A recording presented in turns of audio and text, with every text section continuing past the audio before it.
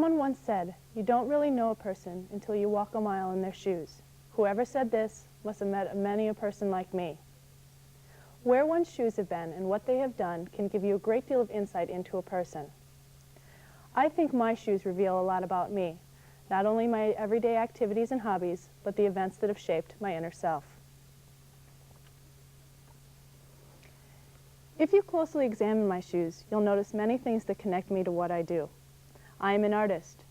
You may see a speck of paint that's fallen from my brush as I've worked on my latest still life oil painting. Or you may notice a fair amount of clay, a result of my aggressive wrestling with the medium on a potter's wheel. Also evident on my shoes is my major here on campus. I'm a meat and animal science major, and my shoes bear full documentation of my involvement in this program. The shoelaces are frayed from the sheep that chew on them when I work in the barns. The leather is marred from the hooves of animals stepping on my feet.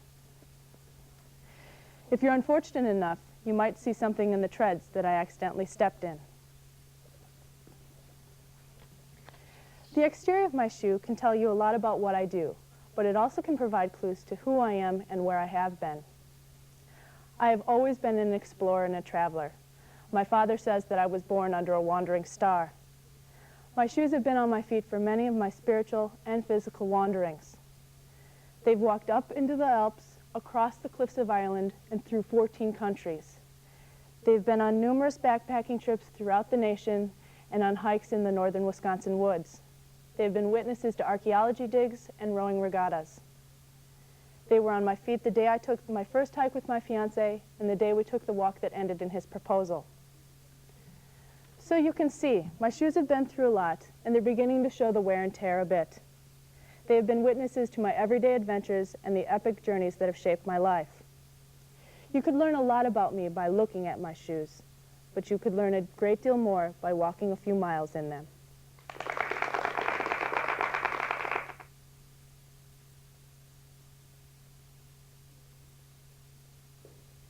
Her name was Kiyomi. She was a mysterious Japanese dancer. Last autumn, I got to meet her. How, you ask? Well, actually, she was a character in a play. I met her the day I became her.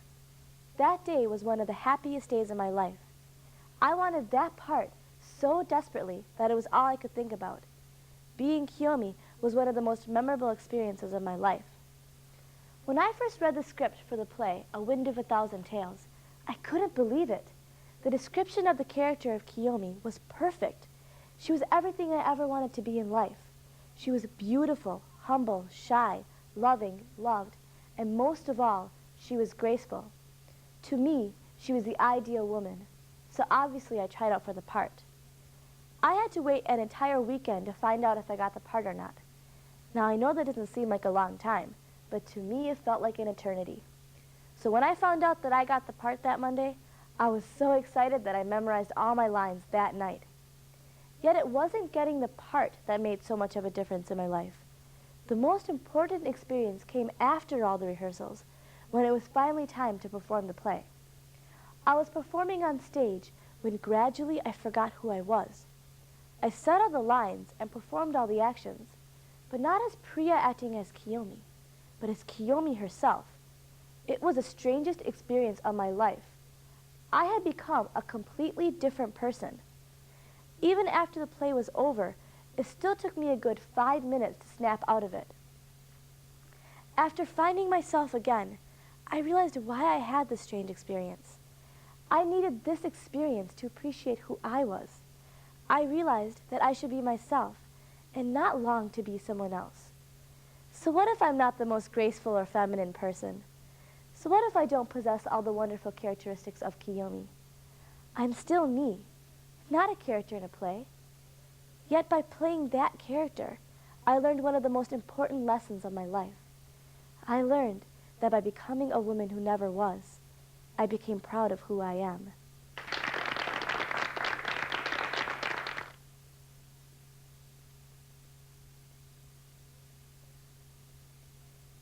Drawers pulled open, clothes scattered all over the floor. A little girl with white blonde curls was digging through her father's chest of drawers. At last, she exclaims, I found you. she pulls the expensive European cigars out from the drawer and holds them triumphantly to the sun. Little Riva was not going to let her father ruin his health. Without hesitation, she hoists the cigars out the open window and skips out of the room. Riva's parents were not sure what to make of their 5-year-old daughter and her precocious antics. 13 years later, Riva, your classmate, continues to astound them. She likes to meet new people, she loves to party, and she left her home state of Indiana to come here to the University of Wisconsin. They attribute her daring to the American culture, but I contend that more than anything, she embodies the values of her family. Riva's parents were born in a small backwater town in the Netherlands, just 10 miles from the German border. Both parents were raised in traditional Dutch Catholic families where 10 to 12 children were the norm. However, Riva's parents turned out to be anything but traditional. They renounced both Catholicism and traditional Dutch life. Riva's mother had never seen an orange, a person of color, or even a Protestant, and yet she decided she was going to America. Knowing little English, the young couple set off to build a new life in a new land. Surrounded by a new people, a new language, and a new culture, the young couple struggled to make their growing family belong. Riva remembers her father's daring and somewhat dangerous stunts to give her an authentic American childhood. One Christmas Eve, Riva was snuggling under her covers, waiting for the night to pass, when all of a sudden, a rapid stomping shook the ceiling above. The children screamed as the roof rumbled and roared. They went scurrying down the stairs, only to watch as large, dusty bundles dropped down the chimney into the fireplace. Meanwhile, Riva's father was wrestling wind and ice atop the roof, losing several toys and nearly his life in the struggle to give his children a genuine Santa and reindeer Christmas. Today, Riva's family is a fully comfortable in American life and society. Her father travels the country in his work as an engineering specialist. Her oldest sister, Amy, attends Washington University Medical School in St. Louis, while her other sister is a junior at MIT. Clearly, Riva's family has accomplished a great deal. How many of us can imagine leaving our families and everything we own to travel thousands of miles across the ocean to a land where we have no guarantee of success? Furthermore, a land where we don't even speak the same language. And yet, once here, Riva's family was able to carve out an extremely successful lifestyle. This is why I think that Riva's daring nature is not simply a result of an American life. Rather, I would contend that Riva's parents passed on to her their own adventurous spirit, which allowed them to break tradition, their own courage, which enabled them to leave their homeland, and their own creativity, which they used to weave their traditions into the fabric of American society. And if, as it's been said, one is inevitably the product of one's own family, then Riva is truly blessed indeed.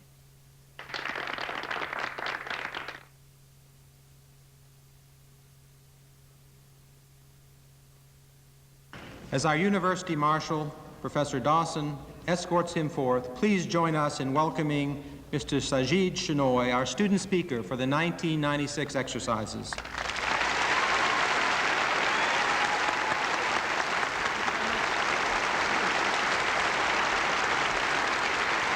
Thank you. Distinguished guests, faculty, staff, students, ladies and gentlemen, and most of all, the class of 1996. I can visualize the scene again and again. 11:30 p.m., Saturday night, the 15th of August, 1992, Bombay International Airport, India. I was leaving home for the University of Richmond. And as I said that final goodbye to my parents, my family, and my friends, and as I saw hope, expectation, even a tinge of sadness in their eyes, and as I stepped aboard the Boeing 747 in front, I knew my life had changed forever. The next 36 hours on board the aircraft were a time of questions, of concerns, of tremendous uncertainty. Had I made the right choice in leaving my parents, my family, my home? Had I made the right choice in leaving my country, my culture, my background? Had I made the right choice in choosing the University of Richmond? And then, of course, there was that one nagging question, that one overriding concern. As one of only 3 Indian students on a Richmond campus of 3,000, would I ever fit in? My country was different, my culture was different, my experiences were different, my background was different, my language was different, my accent was different. Would I ever fit in? And so here I was, high above the clouds, grappling with these questions of culture, of interaction, of ethnicity. And what I didn't know was that 30,000 feet below on the ground, the world was faced with these very questions. The question of culture, the question of interaction. And so whether my aircraft took off from Bombay, where the Hindus and the Muslims lived together in a most fragile peace, or whether my aircraft was over Africa, where the Hutus and Tutsis of Rwanda and Burundi had this long-standing animosity, or whether my aircraft was over Bosnia, where the Serbs, the Croats, the Muslims and the Bosnians had broken yet another truce. The question was the same. Could different cultures ever come together to reinforce one another? Ladies and gentlemen, 4 years after that bumpy aircraft ride, this young Indian student had found his answer. He had been witness to the 4 most spectacular years of his life. The academics were great, the extracurriculars were great, his graduate school plans were great. But what left an indelible mark on his mind was none of this. Not the GPA, not Stanford, no. Instead, it were those special moments. Those moments of human interaction, those human relationships that can never quite be translated into words. The time this young Indian student spent his first Thanksgiving dinner with his debate team coach. That Thanksgiving evening, when I had my first American turkey and saw my first American football game, not knowing the difference between a tackle and a touchdown. And yet, all of a sudden, just like this very different Indian student had become an inherent part of the great American tradition of giving thanks. The time I spent my first Christmas Eve with my journalism professor. That Christmas evening, when the relationship wasn't of a faculty member and a student anymore, but of 2 buddies who fought fiercely over every point in ping pong. The time I had a long and honest talk with an American friend on the eve of a calculus exam. I didn't learn much calculus that night, but what I did learn was that as different as we are, different countries, different cultures, different continents, inherently, we're still the same. The time in December '92, when India was hit by communal riots, when violence and bloodshed was but a few hundred yards from my family and my home, and when my fantastic roommate from freshman year sat up the entire night, giving me hope, strength, and courage at every step. Yes, 4 years after that bumpy aircraft ride, I have found the answer to culture. I have found that it has taken just a little understanding, just a little sensitivity, just a little open-mindedness, just a little empathy on the part of this community, this University of Richmond community, to change my life like never before. I have found it makes no difference what culture you follow, what your background is, what your experiences are, what language you speak, what accent you have. The commonality of the human bond far transcends these superficial differences. And yet, look around at the world today. Look around at the very regions that were faced with the same question of culture that I was faced with 4 years ago. Look at Bosnia, where between '92 and '96, 300,000 people have been slaughtered to death. Bosnians, Serbs, Croats, Muslims, all because they came from a slightly different heritage, or culture, or history. Look at Bombay, India, where in one maddening week in '92, 2,000 Indians, Hindus and Muslims, lost their lives fighting with one another. They fought over a mosque. They fought over a structure made of brick and mortar. 2,000 human beings lost their lives. Look at Africa, where between '92 and '96, 1 million Hutus and Tutsis lost their lives. Just comprehend that for one small second. Between the time you were a freshman and a senior, 1 million people lost their lives, fighting over culture, over history, over background. Yes, just look at the madness around. The world has fought hard to highlight its differences. We have forgotten our inherent similarities. Why?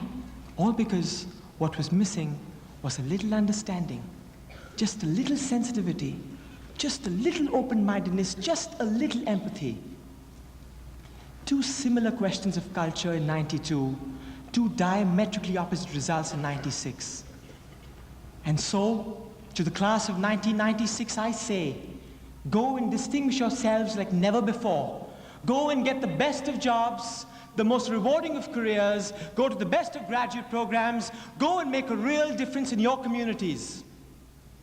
But not for one moment, ever forget the memory of these 4 years. The memory that just a little understanding, just a little sensitivity, just a little open-mindedness, just a little empathy on your part can mean the difference between complete despair for one young boy in Bosnia and remarkable hope for another young boy here at Richmond. Thank you.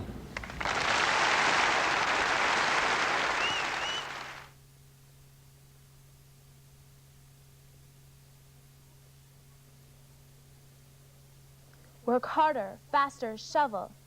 Don't just stand there, shovel. And so he shoveled with all of his energy and all of his might. Hour after hour he shoveled until his body could not shovel anymore. Finally he stopped working, leaned over on his shovel and let his body limply rest as his eyes stared at the ground. The commander looked his way and hollered in a low and penetrating voice, "Shovel!" But the man did not move. The commander lifted his gun, loaded it with ammunition, and shot him. He released his hands from the shovel and fell to the ground. He murmured his last words. How could this happen? The Nazi walked over, lifted his heel, and kicked the man into the mass grave which he had been digging. One more Jew was removed from the world. He was one of 6 million who was brought to his death by the Nazis' policy to annihilate the Jewish race. The Nazis collected the Jews in the ghettos. They transported the Jews to the death camps. They worked the Jews until they could not work anymore, and then they killed them. By gun and by gas, by starvation and sickness, by torture and terror. Millions of Jews died in the death camps of Dachau, Buchenwald, Auschwitz, and Treblinka. It seems unfathomable that people could have survived the Nazis' wartime atrocities. Yet, by the grace of God, there were survivors. The survivors were the young and the strong, not the old and the meek. The survivors were the lucky and the few.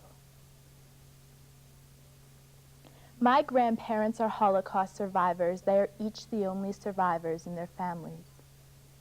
They witnessed the death of their mothers and fathers, brothers and sisters and friends and neighbors. They witnessed the destruction of their lives and homes, towns and country and shops and synagogues. They lived through the death camps. They lived through the excruciating work, and they lived to see liberation. Since I was a little girl, my grandparents have told me about their lives during the Holocaust. They have told me about the persecution, the intolerance, and the injustice, so that I could appreciate my freedom, my liberty, and my independence. It has always amazed me that my grandparents don't have spite or malice. After all they have suffered, they have only hope and love. They don't want to hate anymore. During World War II, my grandparents were victims of anti-Semitism, but 50 years later, they are victims no longer. Today, they fight against the isms which plague our communities, our states, our nation, and our world. They tell their story so that we, the younger generation, will understand the horrific force which anti-Semitism was in their lives. They relate their experiences to the isms which so many people grapple with today. They will tell their story, and they will not rest until all people can live without fear and without denial, until all people can live with pride and with dignity. And when my grandparents are gone, I will continue to tell their story. I will tell my children about the men and women who were murdered for no cause. I will tell my children about the heroism of the Jews in the Warsaw Ghetto who fought strength for strength against the Nazi militia. I will tell my story to all who will listen. And I hope that you too will tell stories. For as the Holocaust survivor and writer Elie Wiesel once said, not to transmit an experience is to betray it. To the millions who died in the Holocaust, lie peacefully in your graves, for you have not been forgotten. To the survivors of the Holocaust, rest assured that we have listened to your stories, have learned by your examples, and we too are willing to fight for freedom and peace. May no person around the globe again fall to his or her death murmuring, how could this happen?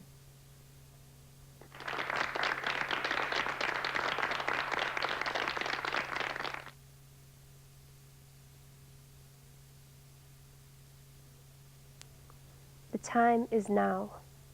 Imagine your mother or father has suffered a heart attack. Deprived of its vital blood supply, a part of their heart is dying. Or imagine your grandmother or grandfather lying nearly motionless in their nursing home bed. Advanced age complicated by pneumonia is about to end their lives. Or imagine a close friend has just entered the hospital with a massive system-wide infection. AIDS has left their body ravaged by multiple diseases. For most people, these circumstances would herald the end of life. Today's medicine can no longer help them. But all of you may be able to meet again in the far future. Does this sound like science fiction? Perhaps, but it may one day be possible. How? Through the process of cryonics. Cryonics is the process of freezing human beings after death in the hope that medical science will be able to revive them in the future. Intrigued by the prospect of being cryonically frozen, I've spent some time researching the subject of cryonics. After reading dozens of newspaper and magazine articles, I would like to give you a brief overview of the history, methods, and future of cryonics. Let's start with the development of cryonics. Although the idea of freezing people is a new idea, the notion of preserving them is old. In the 1770s, for example, Ben Franklin wrote that he wanted to be immersed in a cask of Madeira wine till that time when he could be recalled to life. It was not to be, but Franklin's dream, at least, lived on to be revived in our time as cryonics. Cryonics has been a staple of science fiction novels, the plot device in numerous movies such as Austin Powers and Sleepers, and the subject of countless newspaper and magazine articles. Until 1964, however, cryonics remained firmly in the realm of fiction. It was at this time that physics professor Robert Ettinger argued in the book The Prospect of Immortality that cryonics was indeed possible. 3 years later, January 12, 1967, 73-year-old James H. Bedford became the first human being to be frozen. Ever since Bedford was frozen, cryonics has steadily increased in popularity. Currently, there are 4 cryonic institutions in the United States, 2 in California and 1 each in Michigan and Arizona. So far, 80 people have already been frozen from around the world, and another estimated 800 have signed up to be frozen when they die. Their aim is to remain frozen in a state of suspended animation, perhaps for centuries, in the hope that medical science will be able to revive them in the future, at a time when cures exist for virtually all of today's diseases, and when restoration to full function and health is possible. So you're probably wondering, how will they do it? How does cryonics work? Currently, when a person who has signed up to be cryonically suspended dies, a specific procedure, which was outlined in the book Cryonics, Reaching for Tomorrow, must be carried out. First, before death, an individual must decide whether to have the entire body frozen or just the head. If the whole body is to be frozen, it must be preserved upon death. Immediately after death, ideally within a matter of minutes, the patient is connected to a heart-lung machine, and chemicals such as glucose and heparin are circulated with the oxygenated blood to help minimize the freezing damage. At the same time, the patient's internal temperature is reduced as quickly as possible using cold packs. If only the head will be frozen, a slightly different procedure must be carried out. The head must be surgically detached from the rest of the body and preserved in a separate container. You may be wondering, why would I only preserve my head? The answer is, with some diseases, the body is left in a very poor condition. If this is the case and you choose only to preserve your head, you do so with the belief that medical science will be able to create a healthy new body for you in the future. Once the head or body is ready for freezing, a liquid called a cryoprotectant, which works as an antifreeze of sorts to help prevent cell damage, is circulated through the body or head. Over a 20-day period, the patient is prepared for long-term storage by cooling the body or head to a temperature of negative 320 degrees Fahrenheit. When this temperature is reached, the patient is stored in a steel cylinder of liquid nitrogen. According to an article in Omni magazine, at this temperature, biological function ceases and the patient will remain unchanged for hundreds of years. Now that we've explored the development of cryonics and how the freezing process works, you may wonder about questions such as how much it costs and whether people that are frozen can really be rethawed. According to an article in Fortune magazine, the cost of cryonic suspension ranges from $60,000 to $125,000. It can be creatively paid for by making the cryonic institution the beneficiary on your life insurance policy. These costs may seem rather steep, but as one cryonics member states, facing my own mortality turned out to be much harder than coming up with the cash to pay for the life insurance premiums. The cost is not the only issue. Even if you can afford the cost of being cryonically frozen, scientists have not yet worked out all of the details involved with freezing and rethawing. As explained by New Scientist magazine, the problem is that the freezing process itself inflicts a crippling amount of cellular damage by dehydrating cells and puncturing their delicate membranes. So far, there are only a few types of human tissue that can be successfully frozen and rethawed, including sperm, embryos, and bone marrow, which contain relatively few cells. It is not yet possible to freeze and rethaw complicated organs such as the heart or liver, not to mention a complete body or brain. What scientists need is a procedure that will allow them to reduce the damage inflicted by the freezing process. And in fact, scientists are currently working on this procedure. Research is being done in the hope of finding better cryoprotectants or antifreezes, which will reduce the cell damage caused by freezing. According to the book, Cryonics, Reaching for Tomorrow, scientists are also developing microscopic machines that are capable of repairing cells at the molecular level. These machines might one day make it possible to repair the cell damage caused by the freezing process and thus bring frozen patients back to full life. Until that time, the people that are already frozen will have to remain in their current state of suspended animation in the hopes that science will one day work out solutions to the problems involved with freezing and rethawing. In closing, we have seen that cryonics is much more than a plot in a science fiction novel. It has developed from a wholly unrealistic fantasy to the point that 80 people have already been frozen, and hundreds more have made the choice to be cryonically frozen when they die. If scientists can ever figure out how to freeze and rethaw people successfully, we can be sure that cryonics will become much more popular. So think again of your father or mother suffering a heart attack, your grandmother or grandfather dying of pneumonia, or your close friend stricken with AIDS. If they chose to be buried or cremated in traditional fashion, their physical minds and bodies would be destroyed. That is absolutely certain. By contrast, being cryonically frozen offers some small chance that they may be revived in the future. Even if this chance is small, it is more than no chance at all.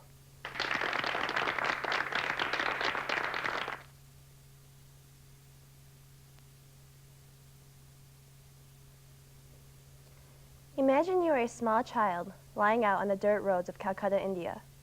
You are severely dehydrated because no one you ask will offer you some of their water.